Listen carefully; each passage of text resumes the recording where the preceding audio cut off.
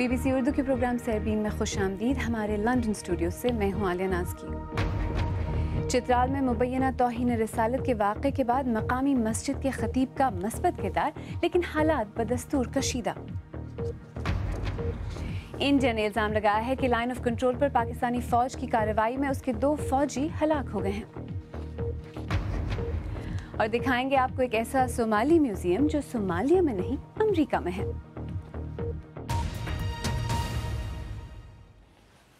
چترال میں گزشتہ ہفتے توہین رسالت کے الزام کے بعد وہاں امن عامہ کی خراب صورتحال کے پیش نظر درجنوں افراد کو حراست میں لے لیا گیا تھا. پولیس کا کہنا ہے کہ جو اس معاملے میں تفتیش آگے بڑھ رہی ہے، صورتحال واضح ہو رہی ہے اور گرفتار افراد کو رہا کرنے کا سلسلہ جاری ہے. آج بھی 2 درجن افراد کو رہا کیا گیا ہے، جبکہ توہین رسالت کے الزام کا سامنا کرنے والے شخص کی دماغی صحت کے بارے میں ڈاکٹروں کی حتمی رائے سامنے آنے تک انہیں اور ان کے اہل خانہ کو پولیس نگرانی میں محفوظ مقام پر منتقل کر دیا گیا ہے. ہمارے ساتھی ارم عباسی اس سارے معاملے کی تفصیل جاننے وادی چترال گئیں اور تازہ صورتحال پر یہ رپورٹ تیار کی.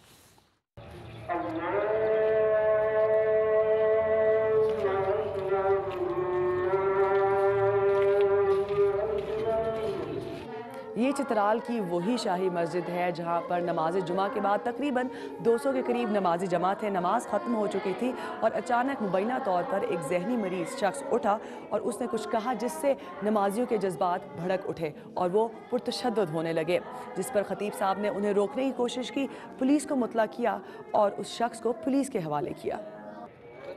پرتشدد نمازیوں کے ہجوم سے مبینہ توہین رسالت کے ذہنی مریض ملزم کی جان بچانے پر نہ صرف مسجد کے خطیب خلیق الزماں کو یہاں کے لوگ ہیرو قرار دے رہے ہیں، بلکہ ان کے اس عمل سے ریاستی ادارے بھی حرکت میں آئے. یہ پتہ جب چل جاتا ہے نا تو اس وقت میں ہمیں قرآن کی طرف متوجہ ہونا چاہیے. اذا جاءکم فاسق بنبأ فتبینوا، کوئی فاسق فاجر آپ کے پاس کوئی بات لائے تو عقل مند انسان کو چاہیے کہ اس کی تحقیقات کرے. بعضی اعتقاد ایسے ہوتے ہیں نا جو ہمارے ناسمجھ ہمارے ساتھی دوست احباب ہوتے ہیں، ناسمجھی میں کام کرتے ہیں، جس طرح میرے گاڑی کو جلایا. لیکن ملزم تک پہنچنے کے لیے مشتعل افراد نے پولیس پر دھاوا بول دیا. پولیس اور نیم فوجی دستے FCC کی نفری بلائی گئی تاکہ لوگوں کو قانون ہاتھ میں لینے سے روکا جائے.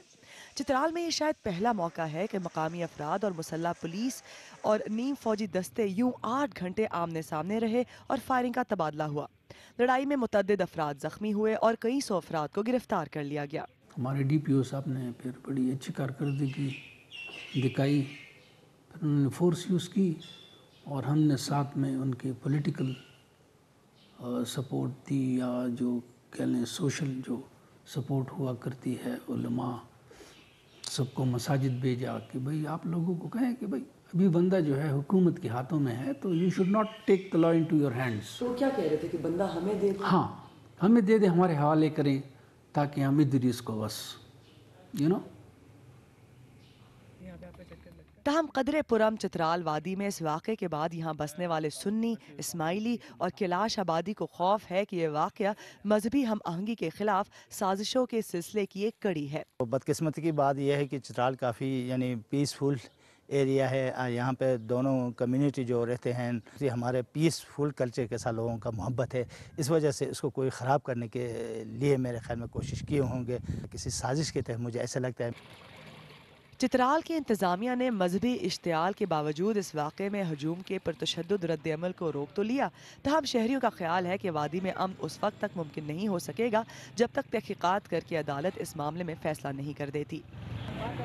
Iram Abbasi, BBC news, Chitral. ارم کی رپورٹ آپ نے دیکھی اور اسی موضوع پر مزید بات کرنے کے لیے اس وقت اسلام آباد سے ارم عباسی میرے ساتھ موجود ہیں. ارم، آپ چترال گئی تھیں، وہاں اب کیا صورتحال ہے؟ جی عالیہ، جیسا کہ آپ نے رپورٹ میں بھی سنا کہ چترال میں اسماعیلی ہیں، 70% لگ بھگ سنی رہتے ہیں اور 2% جو ہے کلاش ہیں اور وہ مذہبی ہم آہنگی کے ساتھ رہتے ہیں. اس واقعے نے وہاں کے سکون کو کسی حد تک تباہ کیا ہے. لوگ ڈرے ہوئے ہیں کہ اب آگے صورتحال کیا ہوگی. جب میری ملاقات ہوئی خطیب خلیق الزماں سے تو سب سے پہلے میں نے ان سے یہی پوچھا کہ آپ نے ان مشتعل نمازیوں کو کیسے روکا اور ان سے کیا کہا. آئیے دیکھتے ہیں انہوں نے کیا کہا. اور میں نے لوگوں سے کہا کہ آپ بڑے اچھے لوگ ہو आप लोगों की वजह से चित्राल में अमन है। चित्राल के अमन को सबूताज करने नहीं देंगे आप लोग। आपकी वजह से चित्राल में अमन है और ये एक बहुत बड़ा साजिश है। हम इस आदमी को मारेंगे, कत्ल करेंगे, लेकिन इसके पीछे जो साजिश कार फार्मा है उसका पता नहीं चलेगा।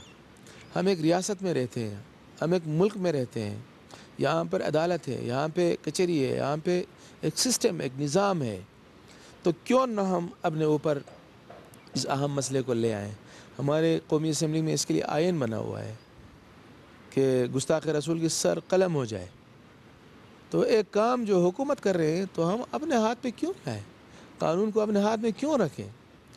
फिर मैंने ये सारे बातें लोगों को समझाया। मैंने कहा आप बहुत समझदार लोग हो, मैं आप लोगों का इमाम हूँ, मेरा वालिद साहब आपके इमाम रहे हैं। मैं गुजारिश करता हूँ आप उठें, चले जाएं, इसको हम कानून के हवाले करेंगे। उस दौरान पुलिस वाले पहुँच चुके थे, SHO साहब, थानेदार, तो मैंने आराम से उसको दे दिया, वो लेकर चले गए। अच्छा इरम, हालिया दिनों में इस तरह के और भी वाक़यात हुए हैं मुल्क भर में जहाँ लोगों ने कानून को अपने हाथ में लिया है, क्या उस हवाले से भी बात हुई? जी बिल्कुल, हमने मर्दान में देखा मिशाल खान के कत्ल में स्वाबी के इमाम ने उनका नमाज जनाजा पढ़ने से इनकार कर दिया। यहाँ पर पुरतशद्दुद कार्रवाई को रोका गया। तो मैंने खतीब हलीको ज़मा से यही पूछा कि उनके क्या तासुरात हैं इस बारे में। आइए देखते हैं। मर्दान में भी जो वाक़या हुआ ना, मेरा दिल तो यही चाहता है कि चाहिए तो ये था कि उसको कानून के हवाले करें, अपने आप को कौन परेशान करें। देखो इस वक्त कई साथी वहाँ पे लोग जेल में हैं, उनके खिलाफ FIR है, वो फरार हो चुके हैं, वो सिलसिला अब तक जारी है। अगर वो स्टेट को हवाला करते कोई मसला नहीं था। मौलाना खलीकुज़्ज़मान, इस्लामाबाद से इरम अब्बासी, आपका भी शुक्रिया। आइए अब दीगर अहम मौज़ूआत पर एक नज़र डालते हैं। इंडिया के ज़ेर इंतज़ाम कश्मीर में फ़ौज का कहना है कि पाकिस्तान की जानिब से की जाने वाली कार्रवाई में उसके 2 फ़ौजी हलाक हो गए हैं और उनकी लाशों को मस्ख़ किया गया है। फ़ौज के जारी करदा एक बयान के मुताबिक सरहद पार से पहले भारी गोलाबारी की गई और इसी दौरान एक गश्ती पार्टी को निशाना बनाया गया। दिल्ली से सुहेल हलीम। तो ये सिर्फ पाकिस्तान आर्मी जो है ये कर रही है, अब इसने कर रही है, इन्होंने 2002 में शुरू किया था। और लाइन ऑफ कंट्रोल फिर गर्म है। फौज का कहना है कि पहले कृष्णा घाटी सेक्टर में बिला इश्तियाल भारी गोलाबारी की गई और फिर वहां 2 चौकियों के दरमियान फौज की एक गश्ती पार्टी पर हमला किया गया और इस हमले में हलाक होने वाले 2 फौजियों की लाशें मस्ख़ कर दी गईं। कि इसकी जो प्रतिक्रिया उनको करनी पड़ेगी वो करेंगे और जो ये बलिदानी हमारे 2 सिपाहियों की है ये व्यर्थ नहीं जाएगी।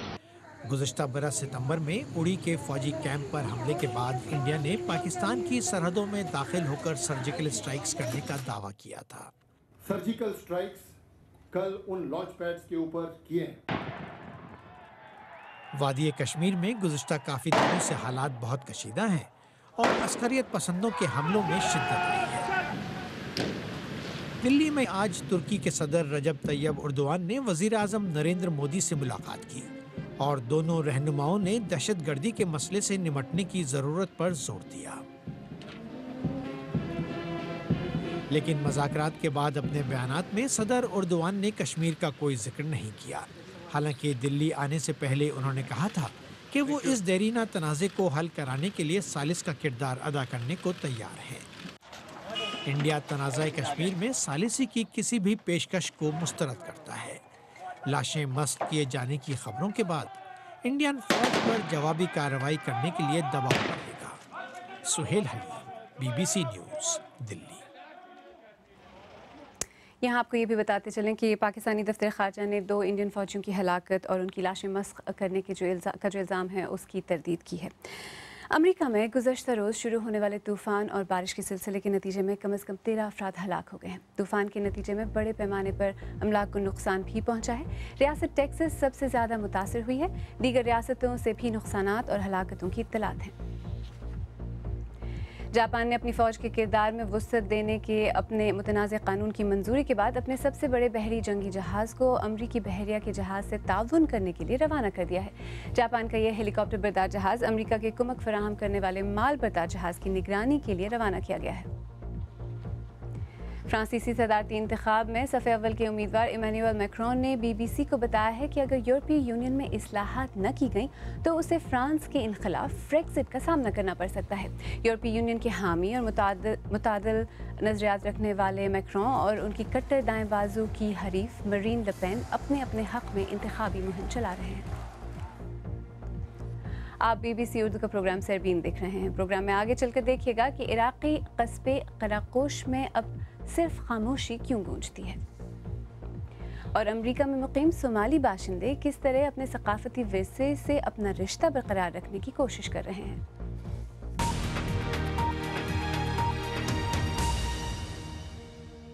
BBC اردو کے پروگرام سربین میں ایک بار پھر خوش آمدید۔ میں ہوں عالیہ ناز کی۔ موصل پر قبضے کے لیے جاری لڑائی کو 7 ماہ ہو چکے ہیں اور عراقی فوجیں نام نہاد دولت اسلامیہ کے حامی جنگجوؤں کو یہاں سے نکالنے کے لیے شہر کے قدیمی علاقے کے گرد اپنا گھیرا تنگ کر رہی ہیں۔ اگرچہ موصل کے گرد و نواح کے کئی قصبوں کو دولت اسلامیہ سے چھڑا لیا گیا ہے، لیکن یہاں کے باشندے ابھی تک اپنے گھروں کو واپس نہیں آئے ہیں۔ ہمارے نامہ نگار پال ایڈمز نے علاقے کے سب سے بڑے عیسائی قصبے قراقوش سے یہ رپورٹ بھیجی ہے، جو پیش کر رہے ہیں سلیم قاضی۔ گھر واپس جانے کا انتظار قراقوش کے رہنے والوں کو اربیل آئے ہوئے 2.5 سال سے زیادہ ہو چکے ہیں، لیکن ان کا انتظار ابھی تک ختم نہیں ہوا۔ ہم وسیق اور نازی سے ان کے 2 کمروں کے چھوٹے سے کیبن کے دروازے پر ملے۔ وہ ہمیں اپنے ساتھ قراقوش لے جانے پر رضامند ہو گئے تاکہ ہم دیکھ سکیں کہ ان کا وہاں واپس جانا اتنا مشکل کیوں ہو گیا ہے۔ دولت اسلامیہ سے یہ علاقہ اکتوبر میں آزاد کرا لیا گیا تھا، لیکن اب یہاں خاموشی کا راج ہے۔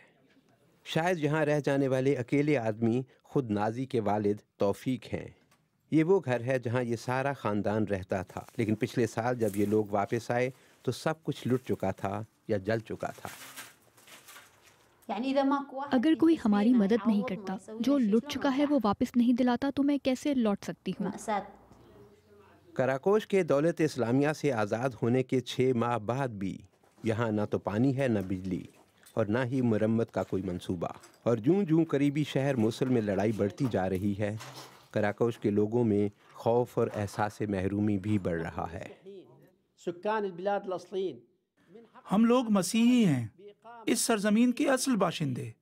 ہم یہاں نینوا کی سرزمین پر اپنا ایک الگ صوبہ چاہتے ہیں جہاں کے معاملات ہم خود چلائیں، تاکہ ہم اپنا اور اپنے بچوں کا مستقبل یقینی بنا سکیں۔ وسیق اور نازی کی شادی چرچ آف سینٹ میری میں ہوئی تھی، مشرق وسطیٰ کے بڑے گرجا گھروں میں سے ایک، لیکن دولت اسلامیہ کے جنگجوؤں نے اسے بھی تباہ کر دیا ہے۔ گرجے کے صحن میں نشانہ بازی کی تربیت کے نشان ہیں، اور چھت سے دیکھیں تو دور دور تک زندگی سے آری خاموشی۔ گرجا گھر کی چھت سے جس طرف دیکھیں کوئی چیز حرکت کرتی دکھائی نہیں دیتی، نہ کوئی چھت پر سوکھنے کو کپڑے پھیلا رہا ہے اور نہ ہی کوئی گلیوں میں چلتا دکھائی دیتا ہے۔ دولت اسلامیہ کے آنے سے پہلے قراقوش میں کم از کم 50,000 افراد رہتے تھے، لیکن اب یہاں شاید کوئی بھی باقی نہیں بچا۔ قصبے کے باہر زیادہ تر مسیحی محافظوں پر مشتمل ایک چھوٹا سا دستہ ہے جو قراقوش کے داخلی راستے پر قائم اس چوکی پر تعینات ہے، لیکن لوگوں کو یاد ہے کہ دولت اسلامیہ نے یہاں کتنی جلدی قبضہ کر لیا تھا۔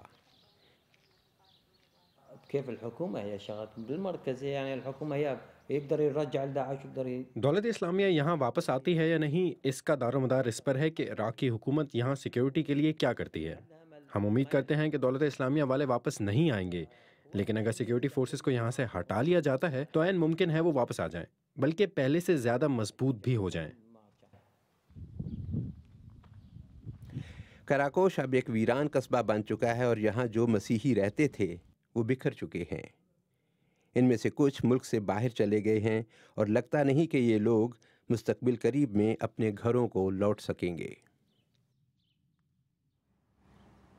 پال ایڈمز کی رپورٹ۔ امریکی ریاست منیسوٹا وہ جگہ ہے جہاں افریقہ سے باہر سب سے زیادہ صومالی باشندے بستے ہیں۔ اپنے آبائی ملک سے دور صومالی اپنی ثقافت کو محفوظ اور آنے والی نسل کو منتقل کرنا چاہتے ہیں۔ اس خیال سے انہوں نے دنیا میں واحد صومالی میوزیم قائم کیا ہے۔ فرحان جمالے نے اس میوزیم کو دیکھنے کے لیے منیاپولس کا سفر کیا۔ ان کی رپورٹ پیش کر رہے ہیں راجہ ذوالفقار علی۔ منیاپولس میں مقیم صومالی تارکین وطن کے لیے یہ بہت مشکل ہے کہ وہ اپنے آبائی ملک سے اتنے دور ہوتے ہوئے بھی اپنے ثقافتی ورثے سے رشتہ برقرار رکھ سکیں۔ लेकिन अब ये सूरत हाल बदल रही है।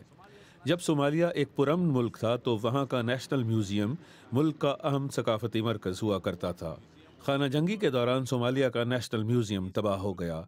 इससे कीमती नवादरात चोरी कर लिए गए और अब यह तस्वीर मोगदेशो में कायम उस नेशनल म्यूज़ियम की याद दिलाती है। उस्मान अली ने इस म्यूज़ियम की बुनियाद रखी है।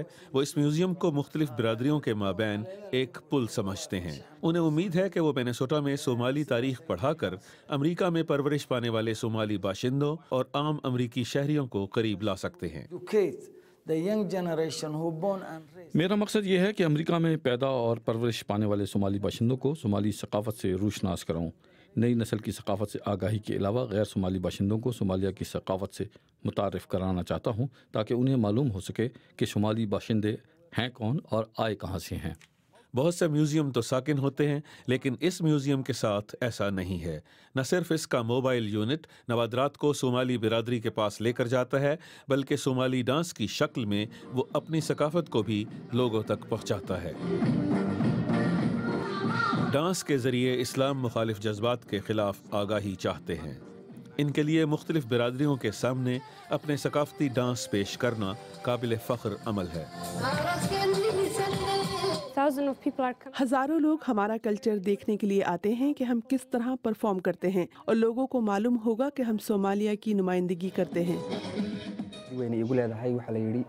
वो कहते हैं कि कोई समाज भी अपने सकाफती विरसे के बगैर जिंदा समाज नहीं कहला सकता। सोमाली लोगों का एक सकाफती विरसा है, अगर हम उसे भूल जाएंगे तो मैं अपनी शनाख्त खो बैठूंगा। अभी तक ये म्यूज़ियम ही ऐसी जगह है जहां सोमाली बिरादरी अपनी उस तहजीब और सकाफत से ताल्लुक़ जोड़ सकती है जिसे वो बहुत दूर अफ्रीका में छोड़ आई है।